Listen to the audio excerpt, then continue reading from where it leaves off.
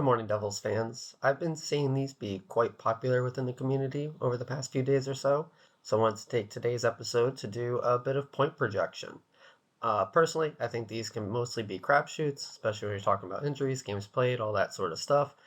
And, new year, new team, even if it's a lot of returning players, but I still want to discuss each of our guys, give you my thoughts on all of them, and caveat most of these with generally speaking, I try to take the point projection to be if they've generally played healthy, but also played towards their career games played average for the most part.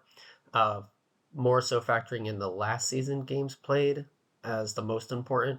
So if they played a lot of games last year, but generally are pretty hurt, I'll maybe shave a few games off of a full season, but err on the side of I think guys are going to be healthy. Also, a few guys later on that I'm going to kind of bundle together, as obviously who is or isn't in the lineup will affect a lot of these. But yeah, so let's jump into it.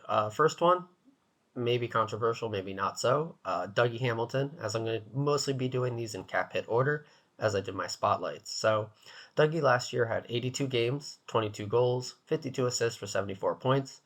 I'm going to have him taking a slight step back in the goal department, only putting in 18 with a total points of 70. So, a bit more of a step back in the goals. Assists, I think, are still going to be there. Reason for this is two twofold. One, I think on the power play, where obviously a lot of Dougie's production and the goal scoring comes from, he is going to have less opportunity, not less opportunity. They're going to try and utilize a different strategy. We fed through Dougie a lot on the power play last season, and obviously it worked to an extent. I just think we are going to add a bit more to our repertoire on the power play, and because of that, he is going to score less goals. I could absolutely see him still popping off, even setting another career season, but yeah, it's kind of hard to go back to back full career years. Obviously happens, but it's for that reason that I have him stepping back. And the second one is also I think he will see slightly less opportunities just in general 5-on-5 play, maybe even some power play because of Luke. Uh, Previously, Dougie pretty much every offensive situation it had to be him, and so one of the boys back for in the room for the bachelor party. I just think between Luke getting a little bit more opportunity and Dougie taking a step back, and then like I said with the power play, just utilizing different avenues for scoring. He'll see some slight step back there, but still an amazing year at 70 points, 18 goals, because he will still make up for that at 5-5 play with, as we're going to get to a run of guys here, just the improved top six is going to help a lot of production, as we talk about. Timo Meyer, 78 games, 40 goals, 26 assists for 66 points last season. I think he takes another jump in goal scoring. He's going to put 45 goals in with a nice jump in points for 75 points. Pretty obvious here. He's just going to be playing with generally across a full season and just on the whole, on the aggregate for a team, much better talent. Now, while San Jose was a complete disaster, he was playing with Erik Karlsson last season. He had a decent line set up. But here he's going to have, instead of just Erik Karlsson, he'll have Dougie and Luke. He's going to have Jack, Nico, Brad. It's going to be a top power play unit he's going to be playing on. We're definitely going to be feeding a lot of pucks through him. So I think it's going to be an amazing year for Timo. I think we all are pretty high on him. So yeah, big production jump. Not massive, but big production jump from Timo for sure. Jack, this is going to be the big one. He had 78 games played last year, 43 goals, 56 points, 56 assists for 99 points. So maybe slightly controversial. I do think he takes a step back in goal scoring, only putting 38 in, so 5 less.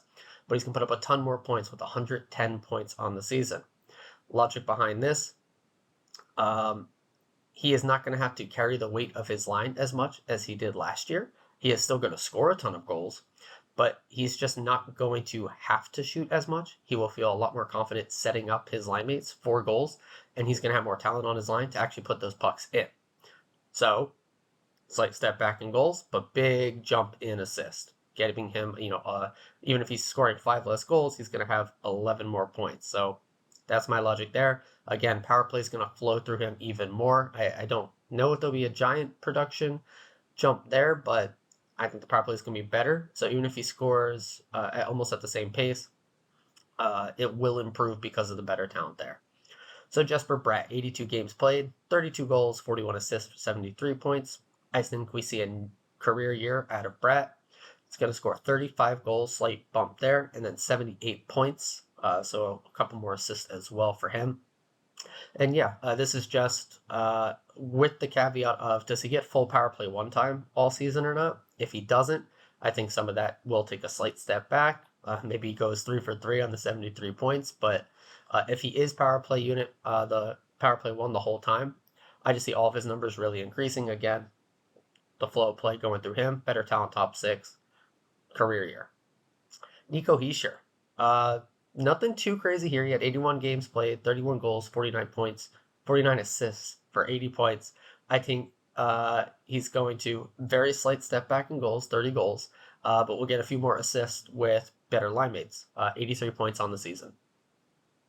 Don't think there's anything too controversial there. We saw Nico actually find his scoring touch a bit more last season. I think he still holds on to that.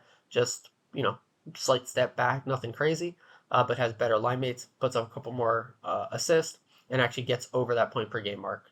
Again, just on the aggregate, when you're thinking about games played, I tried to factor in a bit of career. He has some injury history, so I'm even factoring in that he's going to actually play a few less games than the 81. But still have the improved production just from the improved top 6 and the better power play. Andre Palat, 49 games played, 8 goals, 15 assists for 23 points. Just for games played here, I think he's going to get into a bit more of the season. Going to be a bit more acclimated with the team.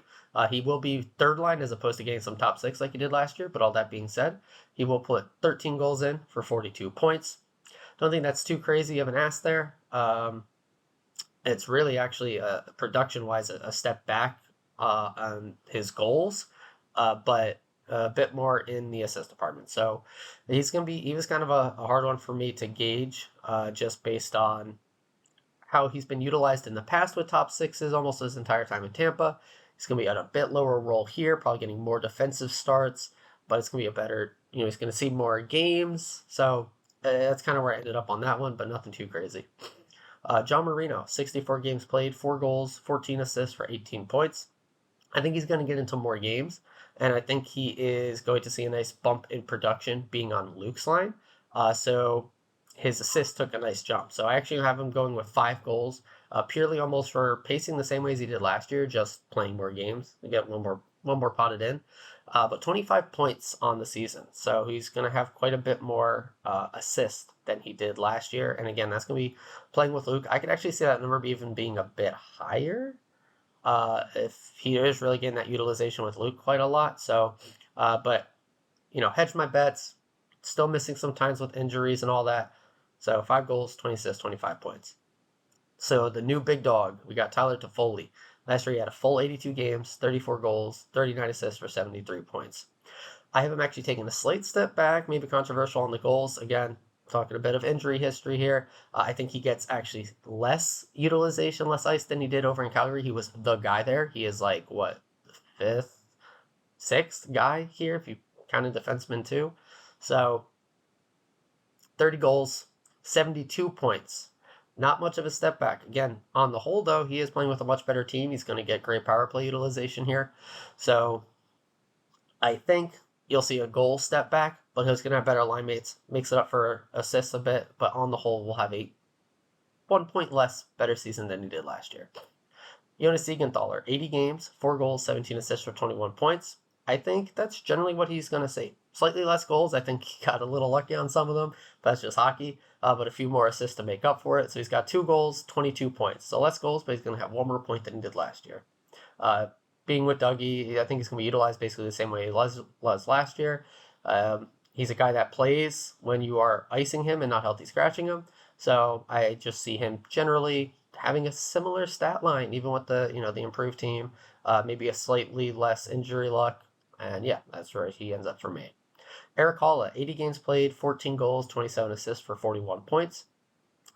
So obviously we know the ebbs and flows of Eric Halla's season. On the whole, I think he does take a step back because he is not going to be with Jack. He's not going to be in the top 6. So 12 goals.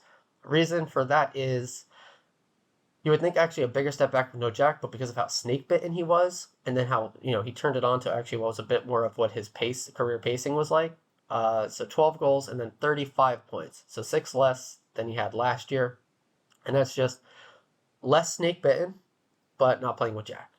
That's how my logic behind that one. All right, Colin Miller. He's going to be basically third line utilized with us. Last year he had 79 games, 6 goals, 15 assists for 21 points. I think he does take a decent step back with us. He's not going to be playing with Heiskanen at all. He's not going to be playing with any of our big major guys pretty much at all. So I'm going 3 goals, 13 points. Again, he just had, at least in the regular season, not playoffs, but at least in the regular season, he had pretty good deployment over there, playing with Heiskanen, and just he's not going to have that here. So he'll have a bit of a step back.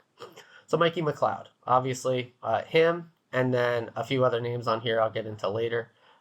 It's going to be just dependent on how much ice does he actually see. But last year, 80 games, 4 goals, 22 assists, 26 points.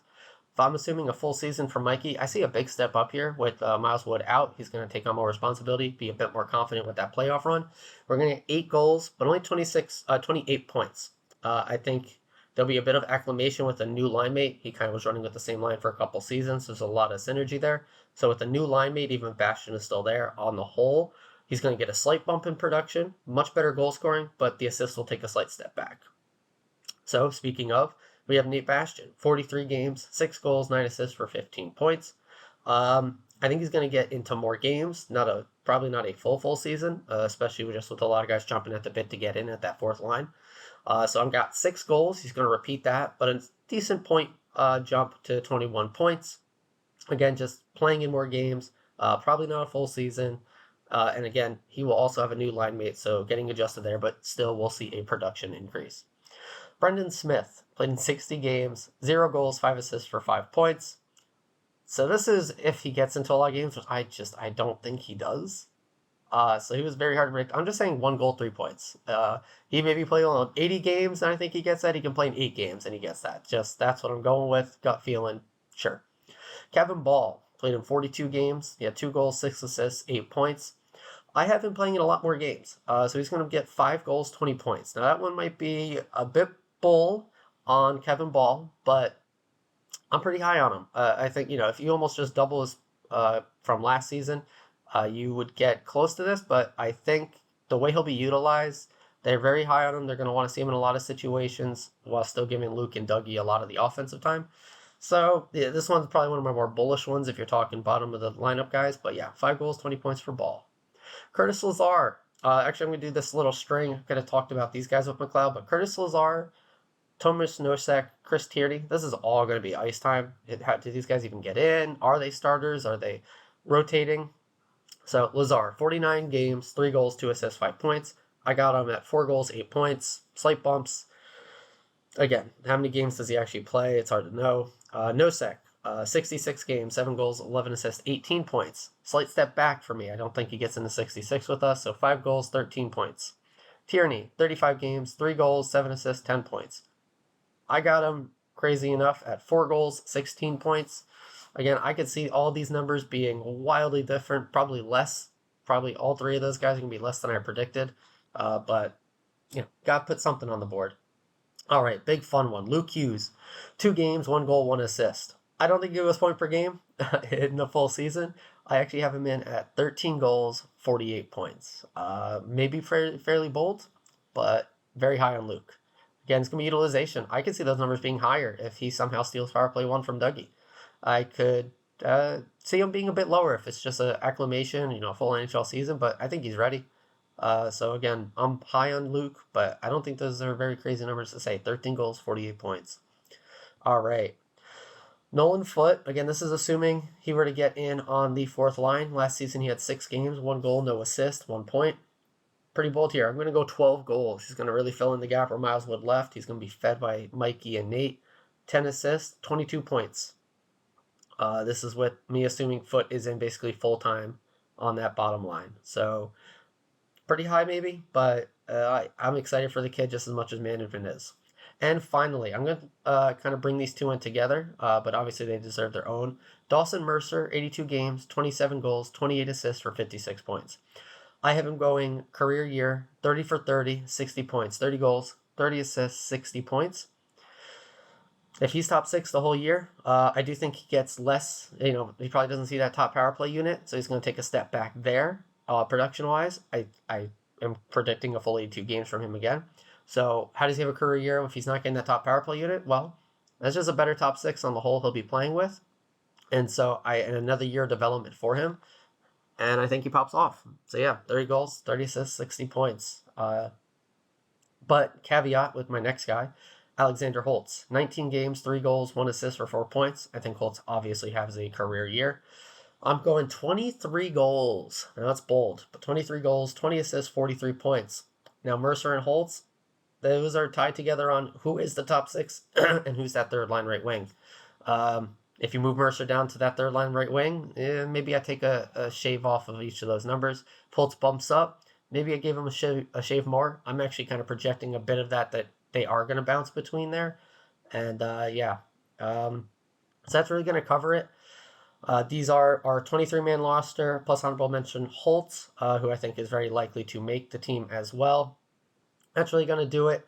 Let me know if you think I have anything too crazy here, if you think I'm spot on some of these, or let me know where you disagree.